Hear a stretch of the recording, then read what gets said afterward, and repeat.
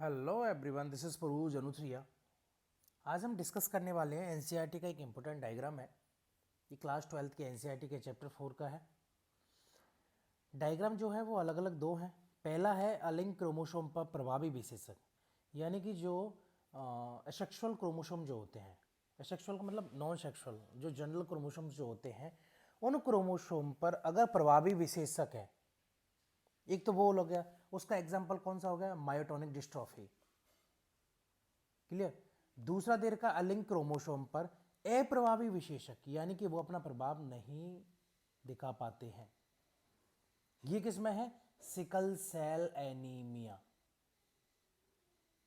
तो पहला एग्जांपल किसका हो गया? मायोटोनिक डिस्ट्रॉफी का। दूसरा हो गया सिकल सेल एनीमिया। क्लियर। चलिए देख लेते हैं एक बार।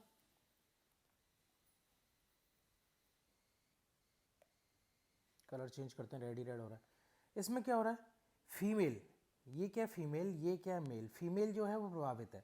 इन दोनों में जब क्रॉस हुआ या मैथुन हुआ तो क्या हुआ? इनकी संतति बनी, ये संतति बनी।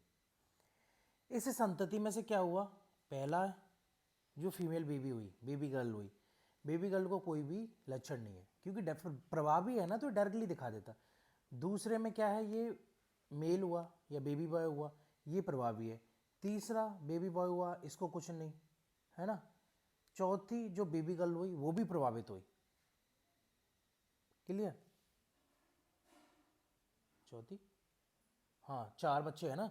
चौथी जो हुई वो भी प्रभावित हुई।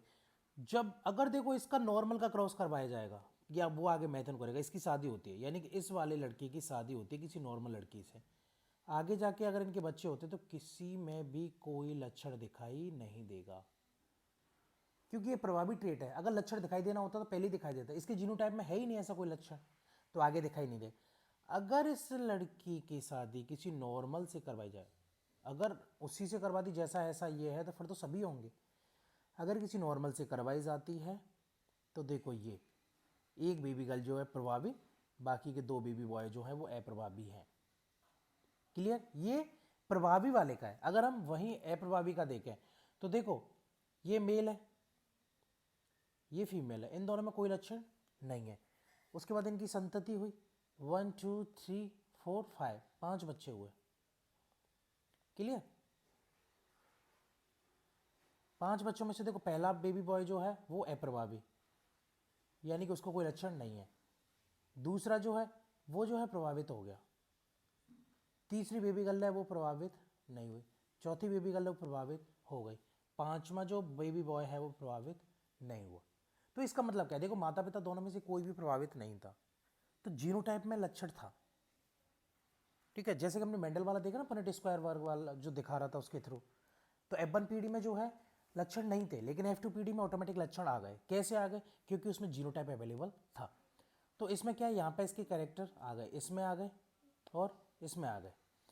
इस नॉर्मल वाले का क्रॉस करवाएगा, यानी इस नॉर्मल जो बेबी गर्ल है इसका क्रॉस करवाएगा या मैथुन हुआ इसके साथ, तो क्या हुआ? फिर भी इसके लक्षण आए, क्योंकि इसके जीनोटाइप में प्रेजेंट था। तो यहाँ पे क्या है? बेबी बॉय है ना, यहाँ पे बेबी गर्ल और बेबी गर्ल, तो दोनों अप्रभावित है, लेकिन ये जो है प्रभावित हो गया। Is that clear? अगर आपको डायग्राम पहचानना होगा, आइडेंटिफाई करना होगा, तो आप प्रभावितता और अप्रभावितता के बेसिस पर आइडेंटिफाई कर सकते हैं इजीली, है ना। कई बार इससे क्वेश्चंस पूछे जाते हैं।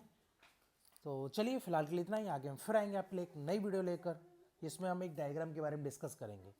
तब तक के लिए थैंक यू।